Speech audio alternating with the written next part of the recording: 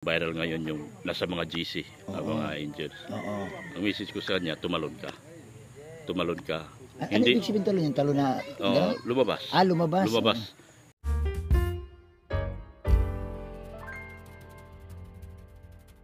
Ang viral diyan. Yan, magandang araw po mga kalingap, mga ka-Dr. Lab, mga kabiyansi dyan. Idse, mga ka-idse. Doc, bago ang lahat, congratulations. Ay, wala. Saan? Tinatanong pa ba yan? Congrats sa bagong Montero ni Biansi. Biansi. Si Marimar. Marimar. Marimar. Doc, ikwento mo nga sa akin, Doc, yung bagong blessing sa buhay mo. Yan ay nakuha ko sa hirap at tiyaga. Tiyaga lang. Hindi ko inintindi yung mga debate ko rito, di ba sabi mo, like kong baser. Pero hindi ko inintindi yung mga baser. Tuloy lang ako sa pag-scout, tuloy lang ako sa paglingap. At bumalik sa akin ang tao, usap bumalik sa akin ang tao. So ibig sabihin, Dok, totoo ang kasabihan na pag binabato ka, hayaan lang sila. Hayaan mo lang. Talagang kailanman wag kang problema, wag kang sumuko. Wag kang sumuko. No? Kasi Dok, napansin namin talaga marami din nakakapuna sa iyo na sa kabila ng pinagdadaanan mo noon na grabe ang panawagan. Totoo yan. Pero hindi ka natinag eh. Hindi ako basta-basta. Ang isa sa dahilan kung bakit ako hindi ako natinag doon sa mga karanasan ko tungkol sa mga kaso. So doon ka naging matibay? Doon ako matibay. Nung nagkaroon ako ng mga kaso, sabi ko, ito, dumi na lang to sa mga pinagdaan. So ibig sabihin parang ano na, Doc, yung bang sabi ko, parang sanay ka na, bago ka dumating sa mundo ng YouTube, pinanggalingan mo na ko na. Dumaan ako sa mga kaso, umupo ako sa mga witness stand, doon ka magsasalita ka ng tama, hindi ka pwede magsalita ng kasinungalingan. Dahil kapag nagsalita ka ng kasinungalingan, pwede kang ma-detain. Ayun. So Doc, maiba naman tayong kwento. Sa ngayon, alam naman ng lahat na marami na ang nagmamahal kay Bibi Biansi. At panood ko sa vlog mo, may mga sponsor na nagdala pa ng mga furniture at may mga parating pa. Parating pa, tama. Balitaan mo naman kami. Actually, meron pa. Kwentahan mo naman kami ng konti. Marami pa. Nakausap ko iba sponsor, magpapadala pa sila ng another pampadala para sa pabahay. Ay, grabe. Meron pa tayong kukunin sa bangko. Na pera? Pera para sa pabahay pa rin ni Biansi. Hindi ko lang nakuha ngayon kasi nagkataon na may problema ako doon may mabait na konsihala. Sinira yung aking sasakyan. Kaya naghanap ako ng bahay kanina umaga. So, ibig sabihin, Dok, lilipat ka na? Lilipat din po ako. Lilipat ako ng bahay. Kasi napakahirap talaga kung may sasakyan ka, lalo't dalawa na. Okay, kaya pa huwag i-maintain. Pero pag dalawa na, mahirap na i-maintain kasi lalo pag wala kang parking, delikado.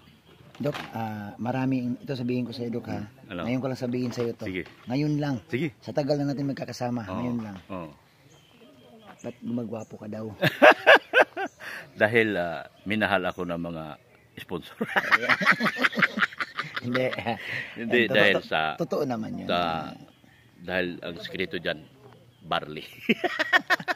Ang barley na kapag pagwapo talaga. Ni Doc, kidding aside, may mga viewers na nagtatanong sa aking live na sige. Ano ang pakiramdam mo ngayon na ikaw ang nagiging tulay na mabago ang buhay ni Biansi, Doc? Totoo, honestly. Ito honestly. Ikwento mo sa mga viewers kasi ikaw talaga ang naging tulay para mabago ang buhay ni Biansi. Kasi alam mo, Doc, kanina pumunta kami, nakita ko, Doc, ang bahay. First time ko, Doc, makita ang bahay ni Biansi. Talagang sira talaga. Wala talaga, Doc. Ako, actually, hindi naman ako ang nakapagpabago dyan. Ang nakapagpabago talaga si Kalinga Prab. Pero parang naging tulay ka. Parang naging tulay ako. Ano kasi doon?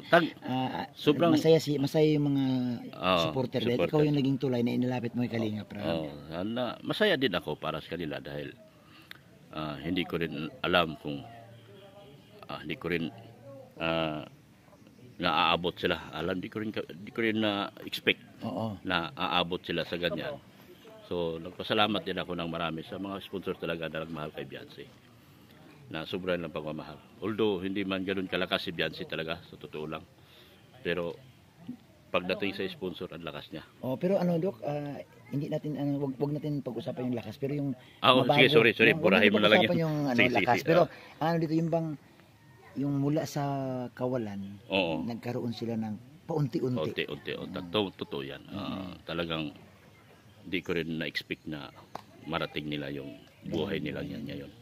Na ang amin lang naman talaga, tanging pangarap lang nila ni Beyonce ay makalipat. Talagang yun lang ang hinaing. Yun lang ang pangarap nila na makalipat. Kasi nakita maalis sila doon sa pinapasok sila ng dagat pag tag-ulan. Dok, alam mo, nakita namin ni Kalinga Prin, yung kakambal ni Oo. Jomar, na ano kami, na nag-alala kami doon sa sitwasyon ng kanilang bahay. Kasi kung lumaki ang alon at magtagbagyo, papasukin talaga. Pinapasok talaga. Kasi kaya yun lang ang pangarap talaga ng bata noon na mailipat man lang sila. Kahit mailipat na sila, masaya na sila. Kahit maliit na bahay, kahit kubo pa rin. Basta makalipat wag lang lang doon sila. sa lugar Wag lang sa lugar na yun. Delikado nga yun. Delikado. Kaya blessing din talaga ang pagkakataon na na-scout natin siya. Sobrang blessing talaga. Yan. Dok, message mo kay Beyonce dahil ikaw yung tatay-tataya niya. Message, Dok, na parang anak. Ano ang message mo sa kanya, Dok, pag nanonood siya? Ayan, sige, ang message ko kay Beyonce, kung nanonood man siya ngayon, yun nga, dito tayo sa punto ngayon na ang viral ngayon yung nasa mga GC, mga angels. Ang message ko sa kanya, tumalon ka. Ano ibig sabihin talon? Yung talon na... lumabas. Lumabas. Iwasan ang makipag-coordinate sa mga sponsor dahil doon kasi nagkakaroon ng problema pag nakikipag-usap sa sponsor.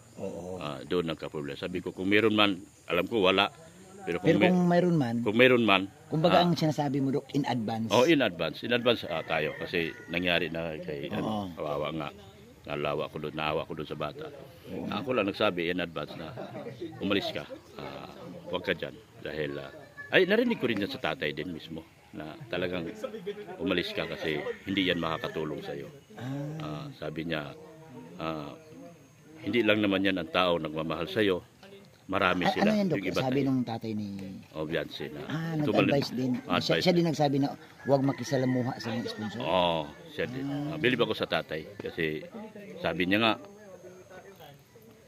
ang ating hinangad lang naman noon na mailipat tayo pero nabigyan tayo ng ganitong pagkakataon. Sabi niya, iwasan mo makipag-usap dyan dahil respeto tayo kay Kalinga Prab. Kung anong rules ni Kalinga Prab, sundin natin. Galing naman, Dok, ng tatay. Talagang galing ng tatay. Talagang yun ang nagsabi na umalis ka dyan. So, ibig sabihin, Dok, parang aware din ang tatay na kung makikisalamu o nasa group chat siya o sa GC siya, may mga hindi maganda mangyari. Meron. Ang una-una kasi dyan, nangyari, nasa GC, magkaroon ng tawagan. Nasali siya. Kasi minsan, siyempre, yung bata, kukulitin, masasali. Tapos, screenshot niya yun, yan doon. Yun ang problema. Tapos maglilik. Maglilik yan. Maglilik kasi may mga problema na sigalot na nangyari sa mga nakaraan. Kaya magiging siya, baka gawin siya ng basihan. Tapos hindi natin masabi, baka may mga taong siraan din siya. Siya, correct yan. Yan ang payo ko kay Beyonce na umalis ka at manatili kang nakaapak sa lupa at huwag kailanman maging tumaas ang ulo mo at lumaki ang ulo mo sa mga biyayang natanggap. Sila ay tanggapin mo pero wag tumaas ang ulo. Manatiling humble. Yun ang payo ko lang sa anak ko, si Beyonce. Yan. Dok, bigyan mo rin ng payo si Kalingap Ido dahil siyempre, Dok, mukhang napapamahal na si Beyonce. Payo lang na parang tatay. Kay Ido, wala naman ko masabi. Very supportive ako dyan. Gustong-gusto ko yan. At sana nga sila na magkatuluyan balang araw. Uy, grabe. Sino gusto mo magkatuluyan? Si Heart. Si Bibi ko. Yan nga ang sabi ko na sa Ido ko talaga napakatahimik na tao. Wala kang masabi kay Ido. Ay grabe, wala akong masabi yan. Wala kang masabi, tahimik at hindi gala. At alam natin kung magmahal yan, seryoso. Dok, alam mo, yan ang masarap sa mga ganong taong tahimik. Kasi pag nagmahal yan, sulo talaga. Kumbaga, seryoso at pagmahal yun, sobra talaga pag mabigyan na pagmahal. Totoo yan. Kasi mahirap, Dok, yung pang sabi mo nga kanina na... Isigulaki. Oo, mahirap yun. Babaero. Babaero pag lalaki. Bakit mo alam? Ganon din ako eh. Salbahay pala ito. Ganon din ako eh. Kaya pala may experience. Pag isigulaki talaga, bulero yan. Tsaka mahilig mahilig yan, hindi yan nahihiya manligaw. Babastirin man yan, diligaw ulit. Parang ako, hindi ako matitigil. Hindi ako titigil. Ang problema, ang akin lang kasi nagbibilang lang ako eh. Oo. Nagbibilang lang. Pero ito si Ido iba. Talagang stick to one siya. Believe ka rin talaga. Saka pag nagmahal siya tulo, talagang ibinubuhos niya ang pagmamahal niya sa isang tao, minahal niya. Ayan. So Doc, maraming salamat sa panahon, sa oras, at message mo si Kuya Bal, yung ating founder. Ay, kay Kuya Bal, thank you so much. Kung hindi po dahil sa iyo, hindi po ako makabili ng Montero. Ay, grabe. Sa inyo, kay Kuya Bal, kay Kalinga Prab, kay Ate Edna, sa lahat ng matubang pamilya, ako nagpapasalamat talaga sa pagtanggap nila sa akin. Mula sa hindi nila alam na ako ay dating May nakaraan at talagang drug addict ako nung araw. Oo. Pero dahil sa pagtanggap sa akin ni Kuya Bal, ako ay nabago at napasok pa sa being Christian world. Dok, parang may mensahe ka, parang may pinaparating ka sa ating mga kababayan na may mga nakaraan na pwede palang magbago. Ay, totoo yan. Ako isa sa matinding halimbawa ng, alam mo sa totoo lang, pag ang tao nagbibisyo, matalino. Sobrang talino. Hindi kami tumatanggap ng mali. Pag-high ka lagi sa droga. So, kung kayo nandyan sa bisyo na yan, at kung hindi pa kayo umaalis, at tumitikim-tikim kayo, huwag nyo nang subukan. Ayun. Masisira ang buhay nyo. Totoo yung patalastas ni Duterte na huwag nyong subukan, masisira ang buhay mo. Kasi hindi mo na alam, isang araw nakalubog na ang paa mo sa hukay. Yan ang mahirap pag nasa bisyo ka talaga. Pero itong karanasan ko, isinishare ko talaga. Hindi ako nahiya. Ako ang tao, hindi nahiya mag-share sa aking mga karanasan. Dok, ang kagandahan lang sa Edok, hindi mo kinaya nakaraan. Alam mo kung bakit? Alam ko, nagpapasalamat ako sa'yo. Alam mo kung bakit? Marami kang mai-save ng mga tao na nagtatago pa doon sa ano. Sa ganang bisyo. Sa mga kaibigan ko, meron man, sa mga ibang tao, sana umalis na kayo. Ako na nakikiusap sa iyo. Sisirain ang buhay niyo dyan. At mahalin niyo ang Diyos higit sa lahat.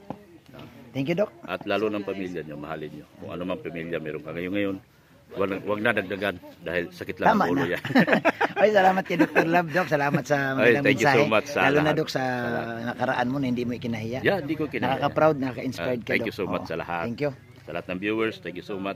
Please support lagi Kuya Bobby. Ay, salamat, Doc. Yung kanyang Bobby 143. Bobby 143. Kalampitos TV, support din natin. Salamat. Ako naman ay malapit na ako mag-1 million. So tuloy nyo na ako suportahan.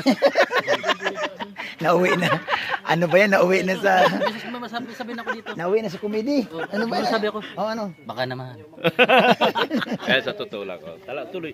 Suportahan natin bawat isa. Si Bobby nauna pa sa akin yan. 100 na yan. Nung ako dumating, 1,000 pa lang. Oo. So, pero nagawa ko pang nakalagpas pa ako dahil sa pagmamahal niyo po. Yan, at sa pagtanggap niyo sa akin bilang ako. Kung ano ako. Thank you, Doc. Ha? Salamat. At sana, Doc, mapanood ng maraming kababayan Ay, natin sana. yung kwento ng buhay mo din. I-share natin yan. Salamat. Ayan. Thank you so much. Yan sa mga Kalingap EDC Global Supporters. Yan, Shout out. Kalingap EDC OFW Supporters. Adbian Lovable Supporters. Shout out. Kalingap Solid EDC Singapore. Solid EDC Fanatics. Solid EDC OFW. A&B International. Salamat ng marami sa inyo. At lahat ng Kalingap Ido Global Supporters, thank you so much sa inyo.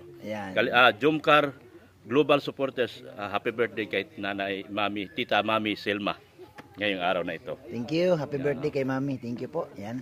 So, salamat mga kapatid, nakausap na si Dr. Love. At ayun, ang ganda ng kanyang kwento, no? Lalo na doon sa kanyang buhay, pagbabago niya kasi may nakaraan po si Dr. Love. Pero ang kagandahan po, no, na-share niya sa atin. At ang ganda ng kanyang payo para kay Beyonce, no? At siyempre pasalamat din kay Dr. Love kasi siya po ang nakadiscover, siya po ang nagdala kay Beyonce kay Kalinga Prab. Maraming salamat mga kapatid. Pa-share po ng ating vlog sa araw na ito. God bless mga Kalingap.